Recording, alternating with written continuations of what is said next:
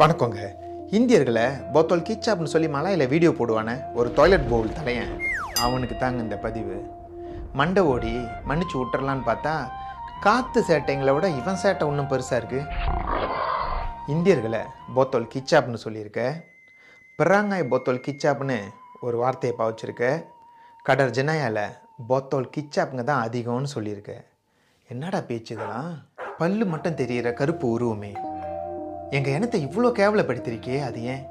சொல்லு பேயே, உன் பிரச்சனை தான் என்ன?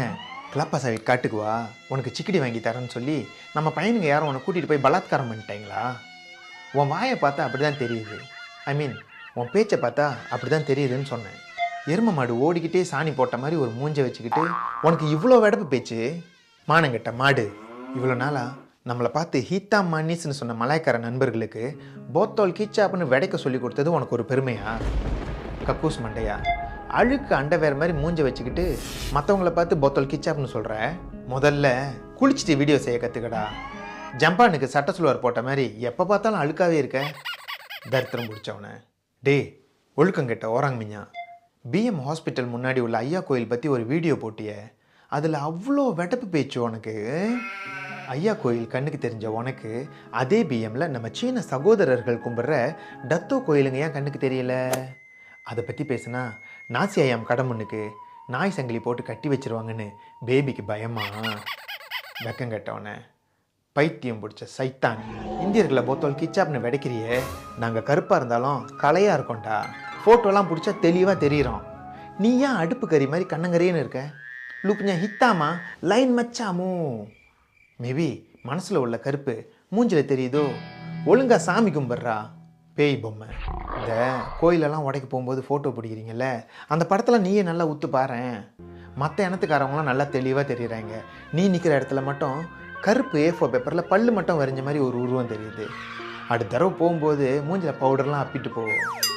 தீஞ்சு போன இக்கான் மசின் மாதிரி இருந்துக்கிட்டு மனசில் சிலுக்கு சுமித்தான் நினப்பு. திருட்டு தோயோல்.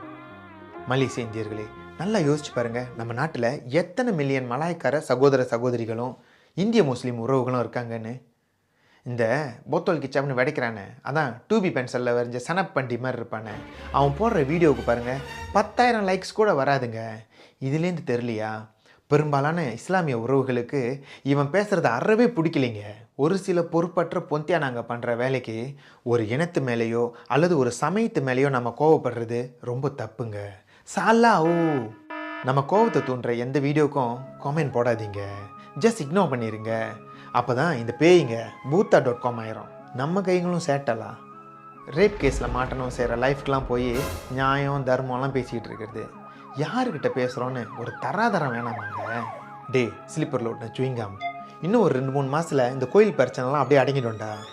அதுக்கப்புறம் நாங்கள் இந்த 3 இனமும் மாமா கடையில் ஒன்றா உட்காந்து வேர்ல்ட் கப் பார்த்துக்கிட்டு இருப்போம். இதான்டா மலேசியா. ஆனால் தார் ரோடு உனக்கு மட்டும் மன்னிப்பே கிடையாதுடா. எனக்கு ஒரு சந்தேகங்க, யாராவது லாயர்ஸ் இருந்தீங்கன்னா கொஞ்சம் பதில் சொல்லுங்கள். சொந்த இனத்தையும் சொந்த சமயத்தையும் அவமதிக்கிற எந்த பிசாசுக்கும் இந்த கோயிலுக்குள் வர அனுமதி இல்லை அப்படின்னு ஃபோட்டோ போட்டு நோட்டீஸ் ஓட்டுறதுக்கு சட்டத்தில் அனுமதி இருக்குங்களா? சில அசிங்கம் பிடிச்ச ஹந்துங்களை உள்ளே விட்டா கோயிலோட புனித தன்மையை கெட்டுருவோங்க. இந்த ஜம்பான் தலையன் தைப்பூசத்துக்கு போனான்னா அங்கே இந்தியர்கள் யாரும் அவங்ககிட்ட ஒன்றும் கேட்கலையாம் அப்படின்னு ஒரு வீடியோ செஞ்சு போட்டிருக்கான். டே கக்கூஸ், நாங்கள் இந்தியர்கள் என்ன தையில் கை வைக்கிறவங்கன்னு நினச்சியாடா?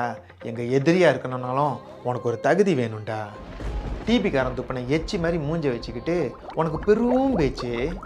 மனுஷன் உருவத்தில் நடமாடனா மட்டும் பார்த்தாதரா, மனுஷத்தன்மையோட வாழவும் கற்றுக்கணும்.